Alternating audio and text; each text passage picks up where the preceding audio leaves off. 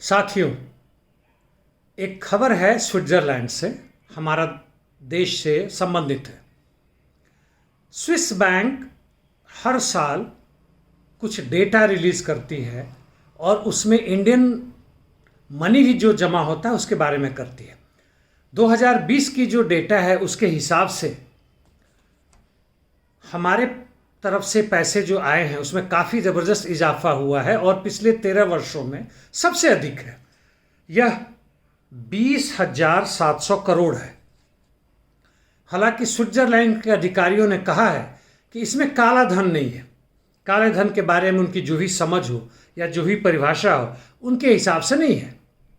2019 में, एक वर्ष पहले, यह 6,625 करोड़ था। ये पैसे ऊपर नीचे होते रहते हैं। कुछ बढ़ जाने का मतलब यह नहीं कि यहाँ की सरकार पूरी भ्रष्ट हो गई, घट जाने का मतलब यह नहीं है कि हमारी सरकार बहुत ही काबिल हो गई और उसने स्विस अधिकारियों पर कंट्रोल कर लिया है और उनका पता कर लिया है। ये कहानी आपको पता होगा। सुप्रीम कोर्ट के आदेश के बाद भी हमें यह नहीं पता है कि हमारे कौन से वो लोग हैं जिन्होंने पैसे वहाँ पर जमा कर रखे। उदाहरण के लिए 2006 में यह सबसे अधिक था, जो तकरीबन 52,000 करोड़ था। घटा 2011 में बढ़ा, फिर घटा 13 में बढ़ा, फिर घटते हुए 17 में बढ़ा और अभी की परिस्थिति ये है। पैसे करने का भिन्न भिन्न तरीका है। कुछ इंडिविजुअल भी पैसे जमा कर सकते हैं, कॉरपोरेट भी पैसा जमा कर सकते हैं, बैंक से होता है, यह बॉन्ड के थ्रू होता है, सिक्योरिटीज के थ्रू होता है। बहुत तरीके हैं इसके जमा करने के। लेकिन मुख्य मुद्दा क्या है, हम परेशान क्यों हैं? क्योंकि जो डेटा रिलीज करती है सरकार, ऐसे और भी जो देशों के सरकार है, वह जो डेटा रिलीज करती है, वहाँ का सेंट्रल बैंक जो डेटा रिलीज करता है, उसमें वह वैसे डेटा नहीं इंक्लूडेड होते हैं जो दूसरे तरीकों से इनके अकाउंट में हमारे देशों से जमा होता है। जैसे मान लीजिए भारत से कोई बाहर रहता है, एनआरआई का स्टेटस है, वह जमा करता है स्विस बैंक में, तो हमें उसके पता नहीं चलता है। यदि दूसरे तरीके से एक ऐसी कंपनी बनाई गई है जिसका आधार कुछ खास नहीं है, लीगल होने के बावजूद भी वह ना तो कुछ प्रोटेक्शन करती है ना सर्विसेज में है, लेकिन वह है, उसका आधार है, वह दूसरे देशों में है, वे जब पैसा जमा करते हैं यहाँ पे, उसकी कोई चर्चा यह स्विस बैंक नहीं करती है। और ऐसे देशों में कुछ और भी देश है, 50 से अधिक मुख्य देश है जो यहाँ पे जमा करते हैं। ऐसे ही नाम नहीं है स्विस बैंक का।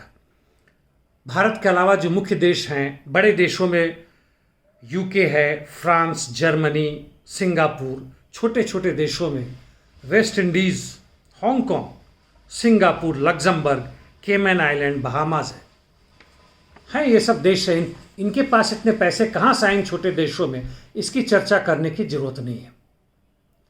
हल्की सी चर्चा स्विट्जरलैंड के बारे में। कैसे ये छोटा सा देश इतना बड़ा धनी और इतना बड़ा सोशल डेमोक्रेट कंट्री बन गया कि यहाँ की डेमोक्रेसी के बारे में दूसरे देशों के, पूरे दुनिया भर के लोग इसे चर्चा करते हैं कि हमें वैसे बननी चाहिए। ऐसे और भी देश हैं, स्वीडन हो, नीदरलैंड हो, कनाडा हो, जो भी है। तो इनके पास इस तरह के धन तकरीबन 28% है। पूरी दुनिया भर के जो है उसका 28% इनके पास है। और इनका मुख्य इकोनॉमी जो है सो इन्हीं बाहर के पूंजी निवेश से होता है। पूंजी निवेश कहे या जो भी कहे, उस पैसे आने से जो मिलता है उससे होता है। यहाँ एम्प्लॉयमेंट रेट 3% ही है, लेकिन जो एम्प्लॉयड नहीं है उन्हें बेरोजगारी भत्ता मिलता है। इसलिए वहाँ कोई हंगामा नहीं होता, कुछ शोर शराबा नहीं होता। बहुत हल्का सा कुछ हो जाए तो बात अलग है। यह देश वैसे यूरोपियन यूनियन का भी पार्ट नहीं है, अपने आप को पूरा न्यूट्रल कहता है।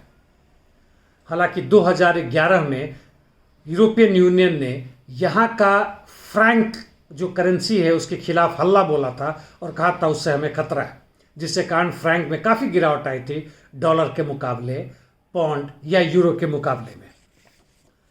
इस चर्चा में G7 की चर्चा मैंने पहले की थी, हल्की सी चर्चा फिर से। ग्रुप ऑफ 7 ने कहा था कि वह मिनिमम 15% बड़े कॉरपोरेट के अगेंस्ट में लगाएंगे इनकम टैक्स पूरी दुनिया भर में।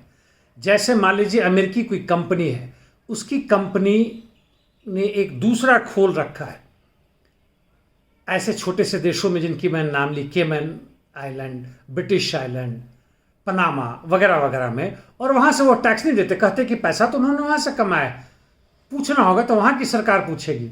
और वहाँ की सरकार ने इनको पूरी छूट दे रखी है कि आप पैसे लाएं और हमारे यहाँ जमा करें, हम आपसे कोई इंटरेस्ट या इनकम टैक्स नहीं लेंगे, ना ही आपका नाम खुलासा करेंगे। जो सीधे के सीधे आपके देश से हमारे जमा, उसकी बात हम तो एनुअल जो अनाउंसमेंट होता है उसमें करेंगे, डेटा रिलीज होता है उसमें करेंगे, लेकिन इस तरह से दूसरे तरीके से घुल के आएगा।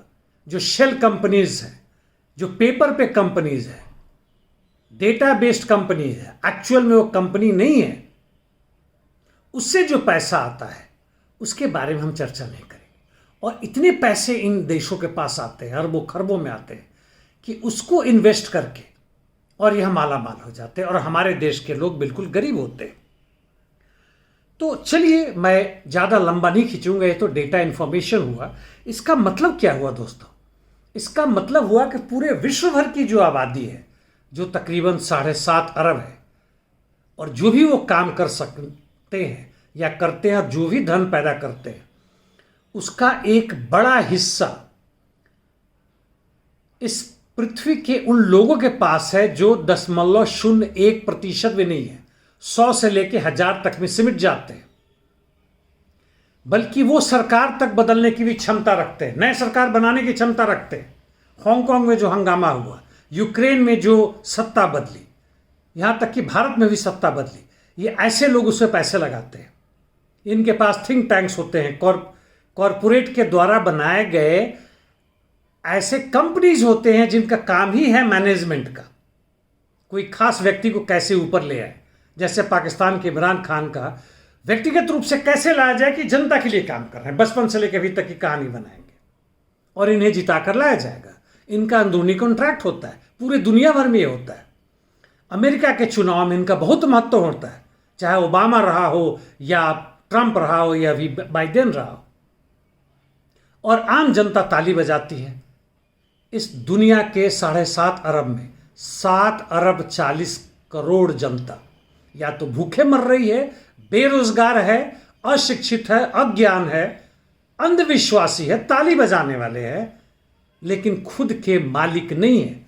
क्योंकि ये जो चंद से लोग हैं और जो भी कमाते हैं उसका भी बड़ा हिस्सा, उस पर से भी एक टैक्स नहीं देना चाहते। इनका लक्ष्य पैसा सजोना, जमा करना है, और अधिक और अधिक। जब तक धन आधार है हमारे खुशहाली का, उसका एक दूसरा महत्व है, लेकिन धन जब लक्ष्य बन जाता है दोस्तों, उसका अंत नहीं है। 1 अरब के बाद से 2 अरब, 100 ट्रिलियन के बाद से पूरे विश्व में माना जाता है तकरीबन 450 ट्रिलियन US डॉलर की बराबर संपत्ति। उतना भी एक आदमी के हाथ में चला जाए तो उसके बाद से 600 ट्रिलियन होता है, क्योंकि उसके खिलाफ भी कोई खड़ा हो रहा है, वहां भी कंपटीशन है। हम क्या करें?